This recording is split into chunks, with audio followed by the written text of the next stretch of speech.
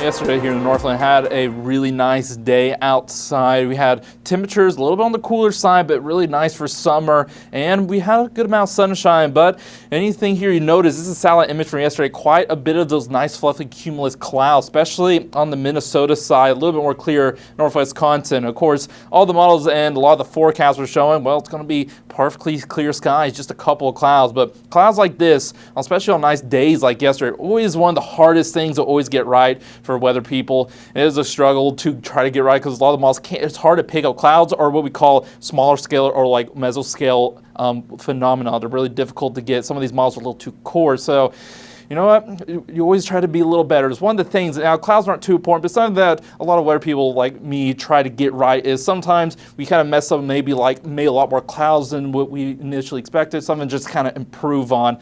Even things small as just some clouds you can see on a nice day. But we're going to see a little bit more than clouds as we get into our Friday. As you can see out to the west, having some showers making their way through. Right now, mostly between Grand Rapids and Big Four and that bay in there. So we're seeing quite a bit of that rain right now.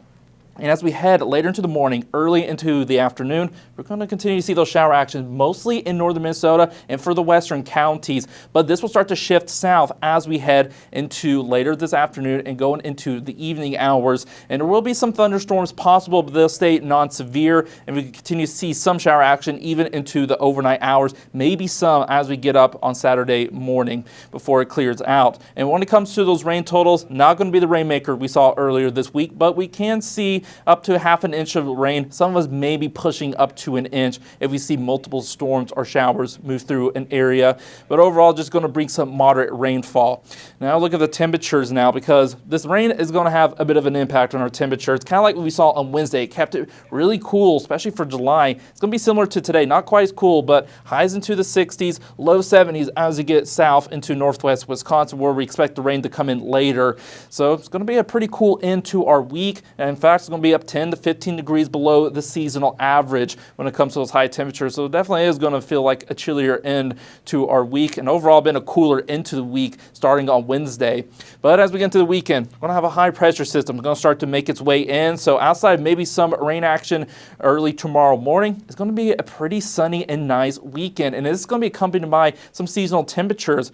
You know, we're not going to be on the cooler side anymore. We're going to finally warm up and get into around the 70s, low 80s. So it is going to feel kind of pretty normal for summer. It's going to be pretty dry and overall really nice outside. So get out there and enjoy your weekend, because as we start to head into next week, you'll notice we're going to continue warming up. We're not going to get very warm, but it's definitely going to be noticeably warmer. And on top of that, we're going to see some humid conditions. And you can see here, we're going to be getting into the 80s by Tuesday, probably one of the warmer days we're going to see. So we're going to be just a little bit above the seasonal average. And as I mentioned, humid, dew points pushing it into the 70s as we get Tuesday into Wednesday. And this is all going to help some storm action. And we're going to start seeing, and this is why we're going to be staying cooler, because we're going to actually have some pretty hot air trying to push in. Look at this, triple digits getting into Nebraska, South Dakota, maybe even Iowa. But that rain is going to keep it maybe a little bit moderate on those temperatures.